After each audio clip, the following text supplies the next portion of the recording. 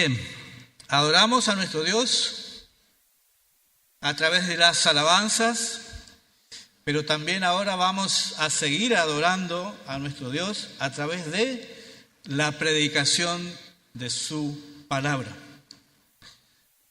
a través de lo que Dios quiere decirnos en esta mañana. Y recordamos que venimos exponiendo junto con los pastores el libro de Gálatas. Y quisiera que me acompañen en esta mañana, en esta oportunidad, a Gálatas 5:22 al 24. Bien, les leo. Mas el fruto del Espíritu es amor, gozo, paz, paciencia, benignidad, bondad, fe, mansedumbre, templanza.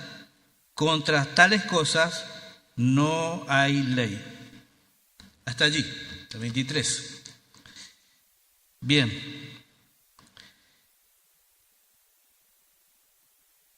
La carta a los Gálatas, a las iglesias de la región de Galacia, es considerado por muchos como la carta magna de la libertad cristiana. Lo que Pablo hace en esta carta es defender la verdadera libertad, que es la salvación por gracia, por la fe, por haber sido justificados por Dios, y no por obras. Eso es lo que viene defendiendo Pablo. Nuestra salvación es por gracia. No necesitamos agregar nada a la fe. No necesitamos agregar nada, ninguna obra de la ley para poder ser salvos. Esa es la cuestión de la carta. Como por ejemplo la circuncisión, que en aquel momento algunos hermanos querían incluir. Para ser salvo había que circuncidarse, por ejemplo. Entonces Pablo defiende que la salvación es por gracia, es por fe en Jesucristo. Pero esta libertad no será pretexto para la carne, sino que viviendo, como creyentes, viviendo en el Espíritu, manifestamos el fruto del Espíritu, ese fruto que el Espíritu Santo produce en nosotros. Vivimos guiados por el Espíritu Santo. Y el Espíritu Santo produce el fruto en nosotros. Y el texto comienza allí, y usted tiene sus Biblias en sus manos, está escrito. El texto comienza allí diciendo, más el fruto. Más el fruto. O también se puede decir, sin embargo. Lo que está haciendo Pablo aquí, manifestando un contraste entre lo que nosotros veníamos hablando, clases pasadas, las obras de la carne, un contraste con el fruto del Espíritu. ¿Se entiende? Allí en los versículos atrás, en el versículo 19, Pablo enlista una serie de pecados y dice, los que practican tales cosas no heredarán el reino de Dios, estas obras de la carne. Los que practican tales cosas no heredarán el reino de Dios. Lo que le está diciendo Pablo, en síntesis, es que si tu vida se caracteriza por esto, por las obras de la carne, no eres un verdadero creyente. Por lo tanto, el fruto del Espíritu no se va a manifestar en tu vida. Eso es lo que le está diciendo Pablo. Ahora bien, se preguntarán ustedes, ¿qué es el fruto del Espíritu Santo? Es un tema muy hablado dentro de las iglesias evangélicas. ¿Pero qué es el fruto? Bueno, debemos decir que el fruto del Espíritu Santo es la manifestación del carácter de Cristo en la vida del creyente. Es la manifestación del propio carácter de Cristo en nuestras vidas, hermanos. Esas virtudes internas como el gozo, paz, paciencia, lo que nombramos recién, que se traducen en frutos de acciones externas. Este fruto, que son actitudes internas, se traducen en frutos de acciones externas. Vamos a ver un poquito de esto cuando empecemos a ver cada uno de ellos. En otras palabras, podemos decir que el fruto del Espíritu Santo es la manifestación práctica y visible de la presencia de Dios en nuestras vidas. El fruto, escuche, el fruto del Espíritu Santo es la manifestación visible de Dios en nuestras vidas, así como el manzano. El árbol, es el fruto del manzano, es una prueba de que ese árbol es un manzano, ¿verdad? El fruto del manzano dice, bueno, este árbol es un manzano. De la misma manera, el fruto de nuestras vidas es prueba, hermanos, de que nosotros somos hijos de Dios, de que Dios mora en nuestras vidas. Esa es la prueba, el carácter de Cristo en nuestras vidas. Entonces, estas 9 virtudes que nombramos son la forma en que Dios se hace visible a través de nosotros. Estas, no sé si notaron, estas 9 características: amor, gozo, paz, paciencia, benignidad, templanza, etc. Son manifestaciones, son facetas interconectadas, pero que manifiesta un único fruto. El fruto. No dice los frutos, dice el fruto del Espíritu Santo. Y ese fruto del Espíritu Santo se manifiesta, así como el fruto del naranjo, que lo cortamos en gajos, y cada uno de ellos conforman el mismo fruto. Entonces, estas 9 características son manifestaciones del fruto del Espíritu Santo. Y son representativas, hermanos, no son todos. Sin embargo, es producido de manera completa en nuestras vidas. Aunque la manifestación en nuestra vida sea tenue en muchos casos. Entonces, si el Espíritu Santo está presente, hermanos, si el Espíritu Santo está presente en su vida, si usted es un verdadero hijo de Dios, estas 9 características estarán en usted. Aunque no se note mucho, aunque algunas manifestaciones se noten más que otras, pero están en nosotros. Es un mismo fruto. Es el carácter de Cristo.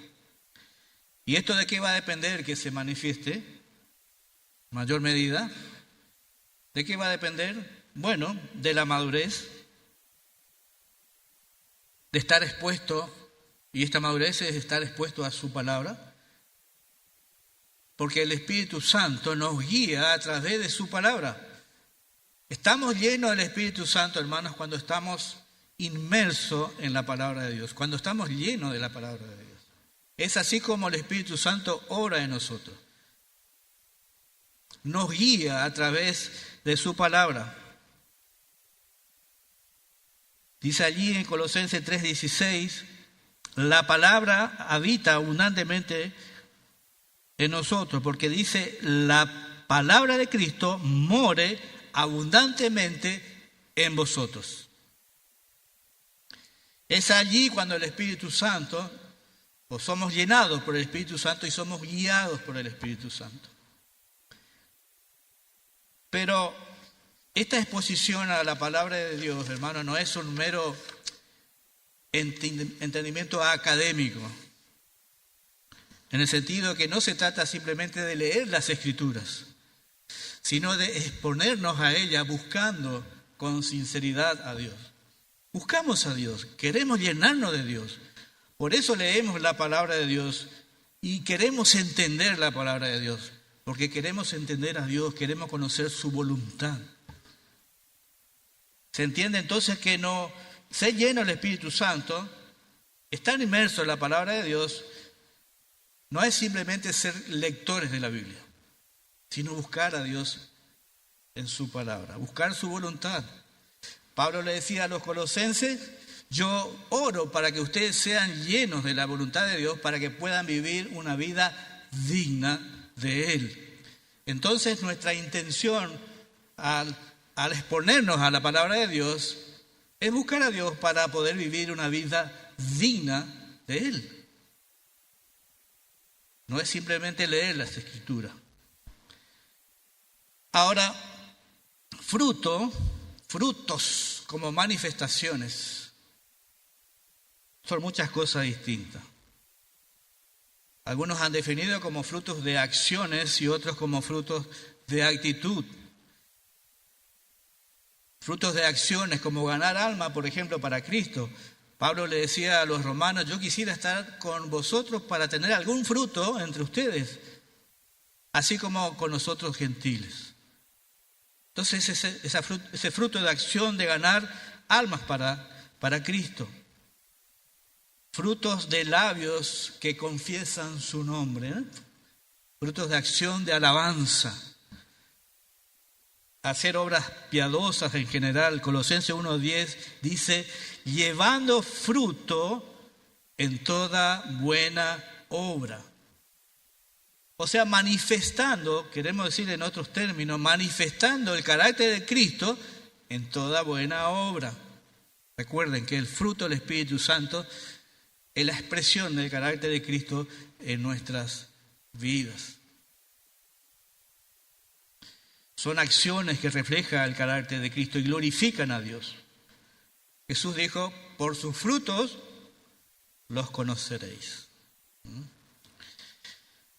Ahora, todas estas acciones que nombramos aquí como frutos de acciones proceden necesariamente del fruto de actitud. Y este es el enfoque que Pablo le quiere dar aquí en Gálatas 5:22 a estas manifestaciones como frutos de actitud.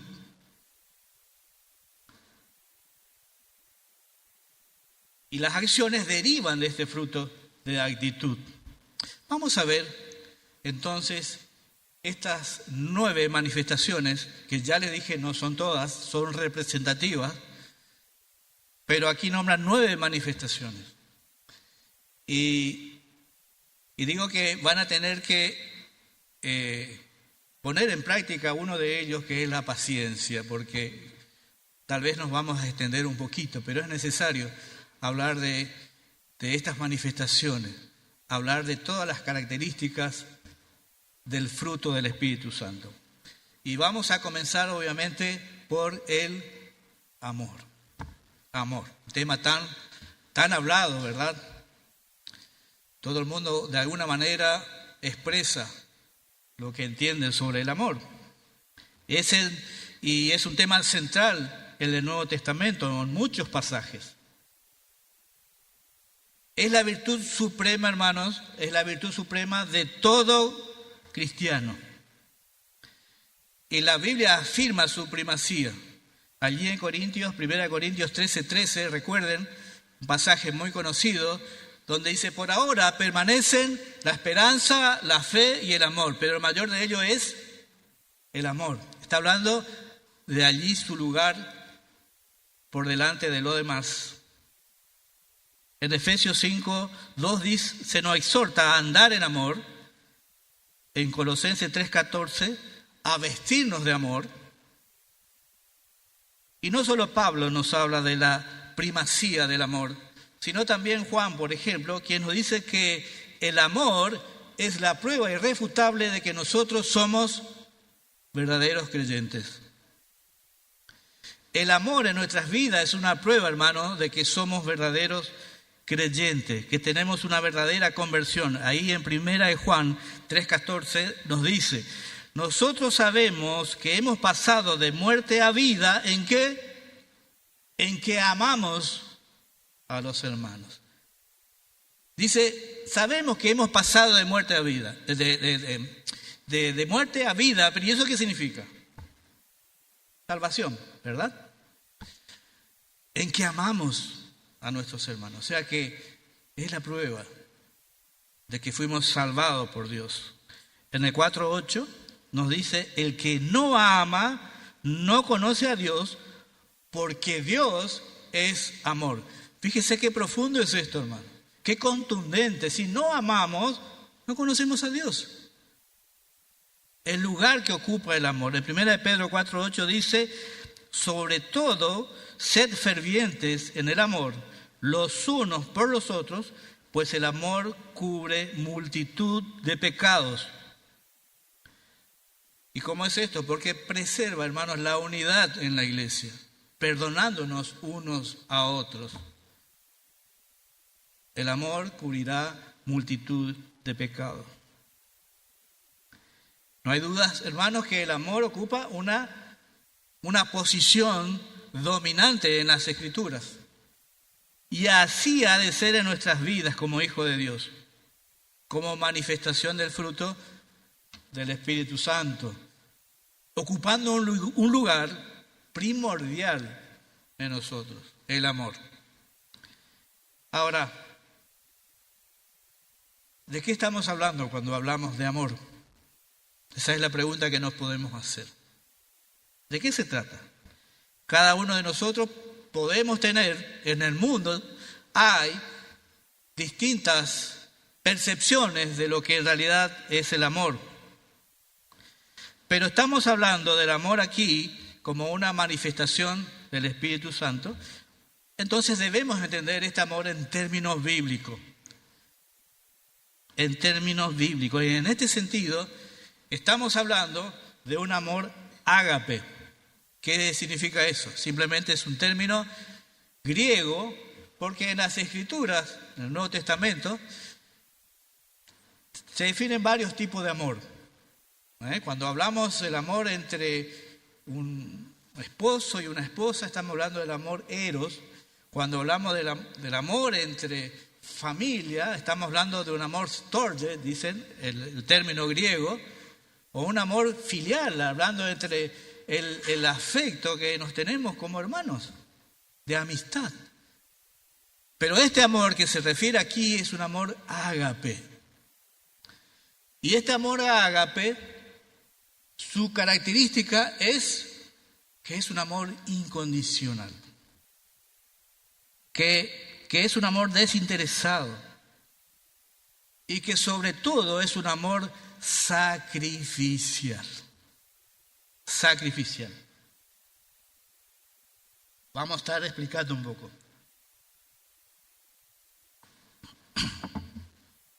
Bien, este amor sacrificial, desinteresado, incondicional, hermanos, es un amor centrado en el otro, no en uno mismo. Es un amor centrado en la otra persona.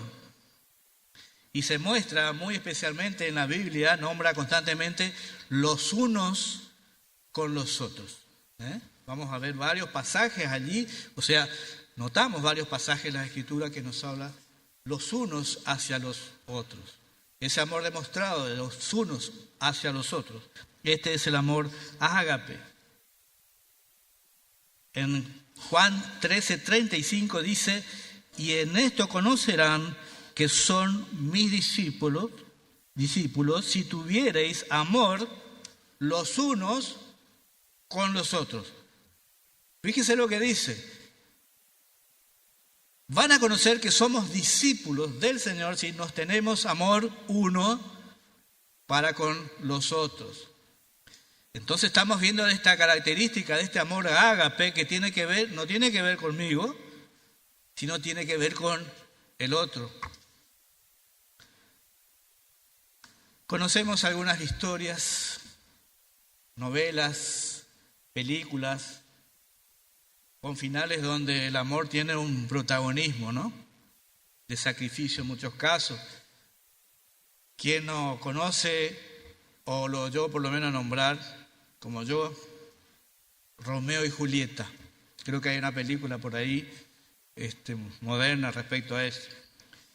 O aquellos que son tan viejos como yo, que tal vez no encuentren ninguno aquí, se acuerden de Lo que el viento se llevó. Las películas que que vemos allí tal vez con un final de alguien entregando la vida por otro. Pero ese no es un parámetro, hermanos. Tal vez pueda ser una pequeña muestra de ese amor ágape. Porque la expresión más grande de amor lo encontramos en el sacrificio de nuestro Señor Jesucristo. Romanos 5:8 nos dice: Dios muestra su amor para con nosotros, que aun siendo pecadores, Cristo murió por nosotros. Dios muestra su amor para con nosotros en ese sacrificio de su Hijo. No hay amor más grande que este, hermano. El verdadero amor es el de Dios entregando a su Hijo y de Cristo poniendo su vida por nosotros, muriendo en la cruz en nuestro lugar. Ese es un amor sacrificial. Ese es el verdadero amor. No hay un amor tan grande como es. De la misma manera, hermano, de la misma manera, la decisión de mayor sacrificio que de una persona que dice amar es entregar su vida por su amigo, ¿verdad? Eso dice las Escrituras allí en Juan 15:13. Sin embargo, para ser justos debemos decir, hermanos, que aquellos que dicen tener un amor tan grande que puede entregar su vida por algún amigo, pero no le tiende la mano a aquel necesitado, hermano, se está engañando a sí mismo. Aquel que dice: yo tengo un amor que estoy dispuesto a sacrificarme por cualquiera de ustedes, pero ve la necesidad del hermano. No podemos dudar de ese amor tan grande. Se engaña a sí mismo. El amor sacrificial es poner las necesidades, el bienestar de otro por encima de nuestras propias necesidades, por encima de nuestras propias comodidades, hermano. Ese es el amor sacrificial. No siempre es morir por alguien, simplemente poner la necesidad del otro en primer lugar, antes que mi propia comodidad, antes que mi propio deseo. Es morir a nuestra agenda personal, hermanos. Es morir al egoísmo, al orgullo, para servir a los demás. Ese es el amor sacrificial. Ese amor se ve reflejado en acciones, no solo en palabras, hermanos. Ese amor se goza en dar. Ese amor se goza en dar. Se manifiesta en hechos concretos, hermanos. No son solo palabras, dije. Se manifiesta en hechos concretos. Suplir las necesidades físicas, alimentos, bendecir a nuestros hermanos, orar por ellos, consolarlos, siendo amorosos, tiernos, amables, solícitos por nuestros hermanos. Es poner, como dije, al otro en primer lugar. Ese es el amor sacrificial. Y hermanos, como leíamos hoy, el verdadero amor es una evidencia de nuestra salvación. Amar no es opcional, hermano. Es un mandato y es una decisión. Es una decisión. Pablo allí en Efesios 5:2 dice: andad en amor. Es un mandato. Está en el verbo allí. El énfasis: andad en amor. Así como Cristo nos amó y se entregó a sí mismo por nosotros. Amar es un mandato y es una decisión. Porque algunos pueden decir: no puedo amar. Allí tengo a mi suegra, a mi nuera, a mi jefe. Ahí tengo al vecino, son insufribles, no los puedo amar. Podemos pensar así. Sin embargo, hermanos, el amor de Dios ha sido derramado en nuestros corazones, lo dice allí en Romanos 5:5. el amor de Dios ha sido derramado en nuestros corazones por el Espíritu que nos fue dado. Ese fruto, esa manifestación que es el amor, que forma parte del fruto del Espíritu Santo. Ahí es 2 Timoteo 1:7, dice que Dios nos dio el espíritu de amor. ¿Recuerdan ese pasaje? Porque no nos ha dado Dios espíritu de cobardía, sino de amor, poder y dominio propio. O sea que Dios nos ha dado amor para poder amar. Es mentira que usted no tiene amor y no puede amar, porque es una decisión. Nosotros decidimos amar, decidimos transformar en una actitud práctica esa actitud de amor que forma parte del fruto. Hermanos, si amamos no mirando el amor de los demás. Hermanos, nosotros no amamos porque nos aman. Tal vez no se merezca, no es porque es merecimiento de alguien amar. Nosotros decidimos amar. Porque el que no ama no conoce a Dios. Simplemente es tan simple como eso, hermano. No esperes que otros te amen primero. No tenga en cuenta el mal que por ahí te han hecho. Debes amar. Y lo cierto es que este amor comienza con los que están cerca, en su casa. Muchos aman a todo el mundo, pero eso no es amar a nadie en particular, hermanos. Yo amo a todo el mundo. Comienza en casa, como dije. Esposos, amamos a nuestras esposas como Dios amó a su iglesia y se entregó por ella. Es una pregunta retórica, porque lo cierto es que no podemos amar a nuestras esposas como Cristo amó a la iglesia y se entregó por ella, porque la vara es muy alta. Pero no es excusa, hermanos, porque estamos en proceso y debemos buscar crecer en ese amor para poder amar cada vez más. Necesitamos crecer, amar a nuestras esposas, a nuestros hijos, a nuestros vecinos, a nuestros jefes, a nuestras nueras, a nuestras suegras. Debemos crecer en ese amor. No es piadoso, hermanos, que seamos amorosos, que seamos amables, solidarios, generosos con nuestros hermanos en la iglesia, pero llegamos a nuestras casas y somos un ogro. Eso no honra a Dios, hermano. Eso es hipocresía, eso es religiosidad, pero no es amor, es obra de la carne.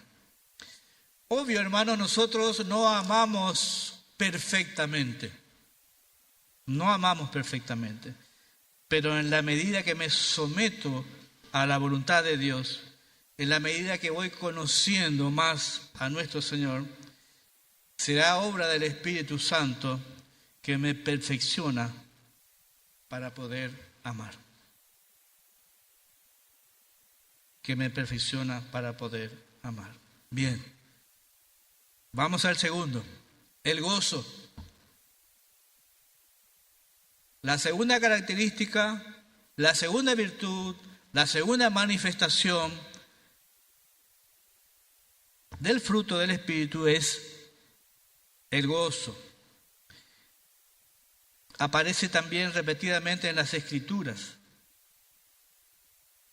Y podemos definirlo como el sentimiento de felicidad, bienestar, basado en hechos espirituales, hermanos, no en circunstancias pasajeras. Este sentimiento de felicidad, de bienestar, está basado en hechos espirituales. Este gozo es bíblico, no un mero sentimiento, que a algunos le brota simplemente cuando las cosas les va bien, ¿no? Se siente feliz. Le aumentaron el sueldo, ganó su equipo. Es una felicidad allí, circunstancial, temporal. No es este sentimiento. Este gozo está basado en hechos espirituales. Porque a pesar de que humanamente las cosas no nos puedan ir muy bien, nos gozamos, hay gozo. Porque ese gozo tiene origen en una relación con Dios. Tiene origen en una relación con Dios en que el hecho de que todo está bien, mi corazón está bien con el Señor. Ese es el origen de este gozo. Entonces nos gozamos porque fuimos perdonados, nos gozamos porque somos parte de la familia de Dios. Nos gozamos porque cuando miramos hacia atrás podemos ver de dónde nos sacó el Señor. Y nos gozamos a mirar hacia el futuro porque tenemos esa herencia incorruptible que nos está esperando. Una esperanza viva. Nos gozamos por todo eso, hermano. Una esperanza gloriosa que vamos a compartir con todos nuestros hermanos. Entonces, no fue muy gozoso para Jesús morir en la cruz. Las circunstancias de la muerte de Cristo fueron horrendas, hermanos. Más allá de los clavos y las espinas que le causaron mucho dolor seguramente, pero el gozo del Señor, cargando nuestros pecados, sufrió allí, pero ese gozo estaba puesto en adelante.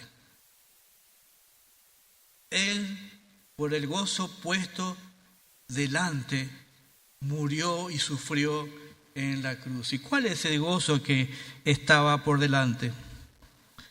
¿Qué era ese gozo? Ese gozo de la salvación, ese gozo de morir por su iglesia y llevar a la iglesia a un lugar glorioso. Es un gozo por la redención. Él puso todo este gozo delante de él y allí sufrió en la cruz. Por el gozo puesto delante de él, dice allí en Hebreos 12:2. No es un gozo humano, hermanos, es un gozo que sobrepasa todo entendimiento, dice allí en Filipenses 4:4. Y nosotros debemos perseverar en este gozo. Lo dice ahí en Filipenses, regocijados en el Señor siempre. Regocijados en el Señor siempre. Bien, vamos ahora al tercero, paz. Esta paz tal vez sea una de las manifestaciones del Espíritu Santo más preciado, pero tal vez no es muy entendido, digamos, esta paz. Esta paz no es la tranquilidad del alma, hermanos, basado en lo que sentimos. Tampoco se refiere esta paz a una paz mística, meditación, trascendencia, espiritualidad buscados allí por el Oriente. Muchos van hacia esos lugares buscando algún tipo de paz. Esta paz no es sentirse bien con uno mismo. No es buscar equilibrio interior. Entonces, ¿cuál es esa paz que habla aquí? De nuevo, es una paz que depende del Espíritu Santo. Y tiene que ver, hermanos, con la seguridad de saber que somos salvos en Cristo. Y esta paz primordialmente viene de una relación, igual que el gozo, hermanos, viene de una relación con nuestro Señor. O sea, está basado en hechos espirituales, no en circunstancias. esta paz. Hermanos, no existe razón alguna para que caigamos en la desesperanza, en la ansiedad y el temor. En Juan 14:27 dice: la paz os dejo, mi paz os doy. No la doy como el mundo la da. No se turbe vuestro corazón y no tengáis miedo. Hermanos, al igual que el amor, esta paz nos debe quitar el miedo a las circunstancias que nosotros vivimos normalmente. Estamos en paz con Dios. Él nos da esa paz. Recibimos esta paz y andamos en paz por fruto del Espíritu Santo, tranquilos, hermanos, sabiendo que Dios tiene el control de todas las cosas, sabiendo que Él no va a modificar su plan para con nosotros, sabiendo que el que comenzó la buena obra en nosotros la va a terminar, la va a completar. Eso nos debe traer paz, sabiendo, hermanos, que todas las cosas que nos pasan nos ayudan a bien, aún no lo entendamos. Esto nos debe traer paz. Esto supera nuestras capacidades de resolver cosas, hermanos. Sabiendo que Dios tiene el control y que todas las cosas nos ayudan a bien, estamos en paz. Allí hay una paz. A pesar de esto, ¿cuántas veces nos sentimos preocupados, afanados en la vida, hermanos? Y esto es porque muchas veces no ahondamos en algo que es clave, hermanos. No ahondamos en la oración, por ejemplo. Y esto debemos reconocer como cristianos que es un tema que a muchos nos dificulta. El orar constantemente. O no oramos o oramos poco. Fíjese lo que dice Filipenses 4, 6 al 7. Por nada estéis afanosos, antes bien en todo, mediante oración y súplica, con acción de gracias, sean dadas a conocer vuestras peticiones delante de Dios. Y fíjese lo que sigue diciendo. Y la paz que sobrepasa todo entendimiento guardará vuestros corazones y vuestras mentes en Cristo Jesús. Esa paz que sobrepasa todo entendimiento, hermanos, nos trae tranquilidad. Va a guardar nuestras mentes y nuestros corazones. Porque en la desesperación muchas veces tendemos a hacer cosas que no se deben. Pero si oramos a Dios, habrá una paz que va a sobrepasar todo entendimiento y nos va a traer tranquilidad. Paciencia. Está relacionada con la tolerancia, la paciencia. Es la disposición serena para aceptar todas aquellas que son situaciones irritantes para nosotros o dolorosas. La paciencia hace que nosotros no respondamos a las situaciones de agresiones, por ejemplo, hacia nosotros. De tener paciencia. No respondamos a la misma manera en que nos tratan. Eso es paciencia. Y esta paciencia, hermanos, se manifiesta a lo largo del tiempo. No es instantánea, no es comida a microondas. La mejor comida, aquella que se hace a fuego lento. Más allá que algunos pueden hacer un asado en 1 hora y es rico, por ejemplo. Pero esto es en el tiempo, la paciencia. Así que, hermanos, no responder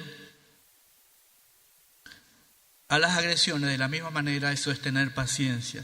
Y Dios utiliza las circunstancias, las pruebas en nuestra vida cristiana, hermanos, para moldear. Produce esta paciencia en el poder del Espíritu Santo. Dios usa su palabra para que podamos aprender paciencia. Y Dios es ejemplo supremo de paciencia. En el Antiguo Testamento Dios ha sido paciente con el pueblo de Israel.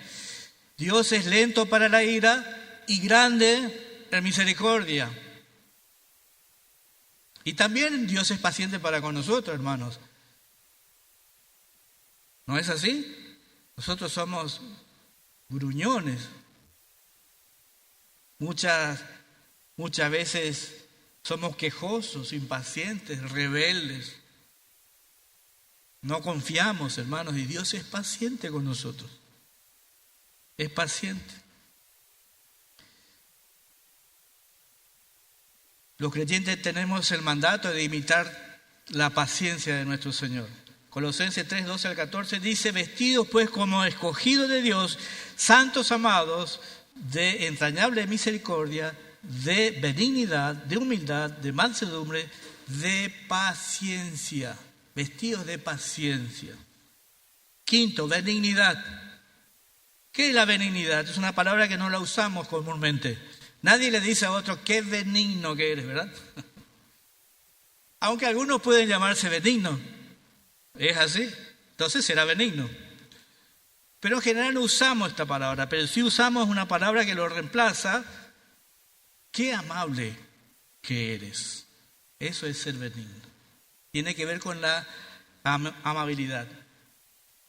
Se trata de una disposición hacia el bienestar de los demás, hacia el bien, manifestado a través de actos y de palabras, hermanos. Eso es ser benigno. Es un trato tierno y amoroso hacia los demás. Como puede ser simplemente darle el asiento a alguien, como puede ser simplemente sonreír a alguien. Ve usted que por ahí ve a una persona y dice, qué amable que es esta persona, pero no ha hecho nada. Simplemente ha sonreído. De alguna manera eso es ser benigno. Es saludar. Hermanos, es escuchar sin interrumpir, por ejemplo. Eso es ser amable también. Hay personas que cuando están hablando parece no escuchar al otro y enseguida tiene que decir algo, no lo escucha, lo interrumpe. Eso no es ser amable. Tenemos que ser empáticos, agradecidos con los demás, solícitos, considerados. Eso es ser amable, hermanos. No significa ser débil. No significa que siempre vamos a tener que ceder o nos digan lo que tenemos que hacer. No conlleva una falta de convicciones, hermanos. Es ser amable. Es una disposición genuina a tratar a los demás como nos gustaría que a nosotros nos traten. Es simplemente eso. Y la amabilidad, hermanos, no es simplemente para con los hermanos de la iglesia, sino es para con todos, ser amables. Debemos ser amables con todos, aun aquellos que no conocen al Señor. Dice allí en 2 Timoteo 2, 24, 25 que debemos ser amables aun con los que se oponen al Evangelio. Amables. 6, bondad. Significa aquel que hace lo bueno. La bondad tiene que ver con eso, aquello que hace lo bueno, y es un pariente muy cercano a la amabilidad. Pero es como decir, la amabilidad puesto en práctica, con hechos concretos. Eso es ser bueno. En la sociedad hoy en día no está de moda ser bueno. No está de moda. Cada uno trata de sacar partido de los demás, buscando beneficio propio, no importa cómo. El asunto es llegar al objetivo. Y no siempre en la búsqueda, en el proceso de buscar nuestro objetivo, hacemos lo que es bueno. Y hermano, y es notable y es triste que en la sociedad de hoy en día nosotros valoramos la astucia de aquellos que buscan objetivos con actos que no son muy buenos. ¿Viste fulano de tal? Tiene 5 sueldos y no trabaja. ¡Qué capo es! Consideramos que eso es realmente es un don que tiene para conseguir cosas sin trabajar. No es un acto bueno, pero hoy la sociedad valora esas cosas. Valora esas cosas. He visto hermanos, verdaderos hermanos, entristecerse porque no fueron reconocidos en su actividad, ya sea secular o en la iglesia, ministerial. Triste por no haber sido reconocido. Pero hermanos, Dios nos llama a hacer lo bueno sin importar si nos reconocen o no nos reconocen, si nos valoran o no nos valoran, porque todo lo que hacemos lo hacemos para el Señor, aún sin ser vistos. Hermanos, nosotros no honramos al hombre, honramos a Dios, que es el que todo lo ve. Es Dios quien va a recompensar a cada uno de nosotros según nuestras obras. Entonces no buscamos la admiración de los demás. No importa si nos reconocen o no nos reconocen. Nosotros hacemos lo que es bueno. Siempre. Porque lo hacemos para el Señor. Fidelidad. 7. Fidelidad. Mientras que a menudo se refiere a la creencia de la verdad bíblica, aquí en este pasaje se centra más en la manifestación práctica de esta fe, porque lo que dice ahí es fe, ¿verdad? Y la manifestación práctica de esta fe es fidelidad, ser leal, ser fiel, ser una persona confiable, tanto con Dios como con los demás. Una persona fiel, una persona leal es aquella que se ha comprometido con Dios y con su palabra, hermanos. No importa lo que pase, no importa las circunstancias, somos fiel a Dios. Debemos buscar siempre ser fiel a Dios. De esto es lo que habla aquí en Gálatas. Una persona fiel a Dios también será una persona fiel en todos los ámbitos de su vida, en su trato con los demás, en su trabajo, en su casa. Siempre va a ser fiel porque es fiel a Dios.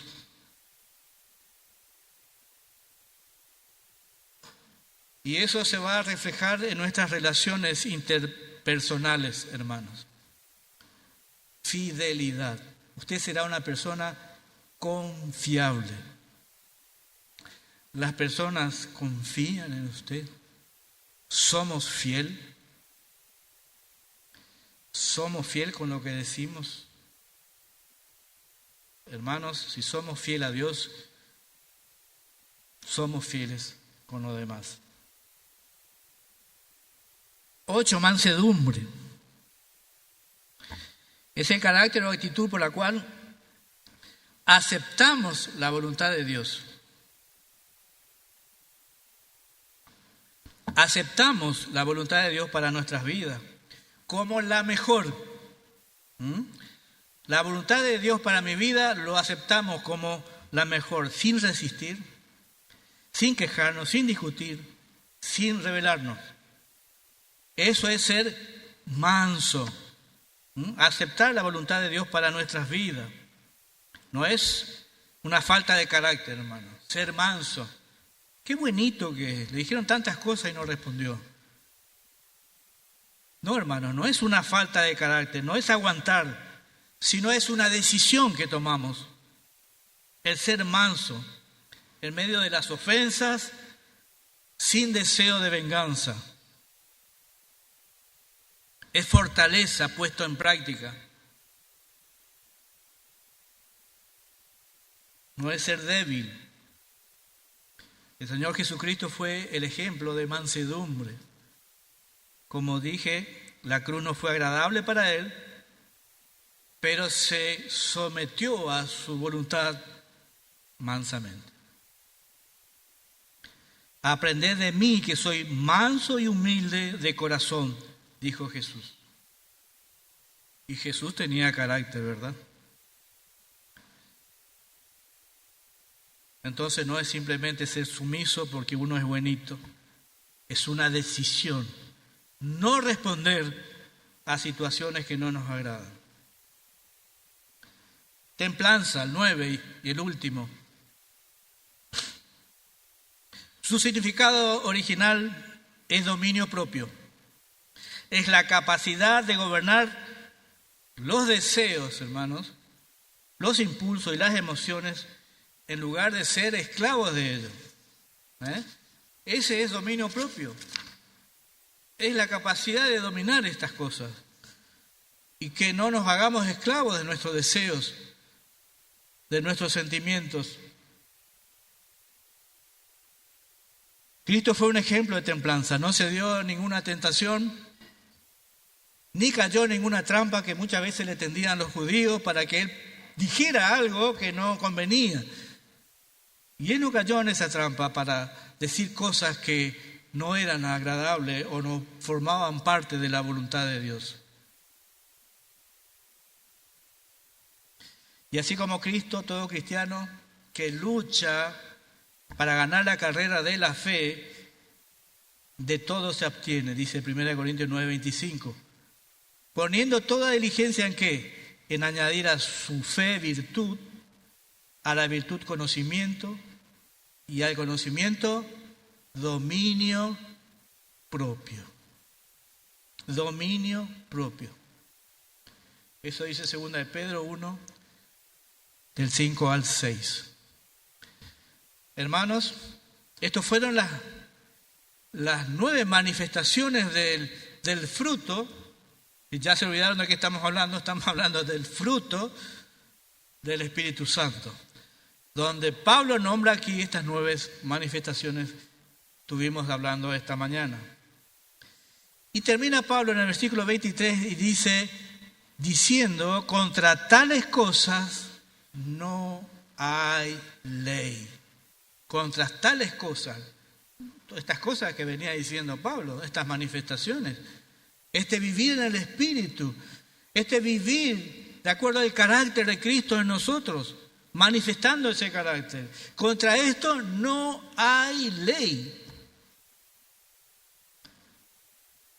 Está fuera del alcance simplemente el fruto del Espíritu Santo de cualquier ley humana, de cualquier ley divina que quiera restringir o castigar a aquel que vive de acuerdo al Espíritu Santo, guiado por el Espíritu Santo, hermanos, porque de alguna manera aquel que vive guiado por el Espíritu Santo está cumpliendo la ley, la esencia de la ley, que es amar al prójimo.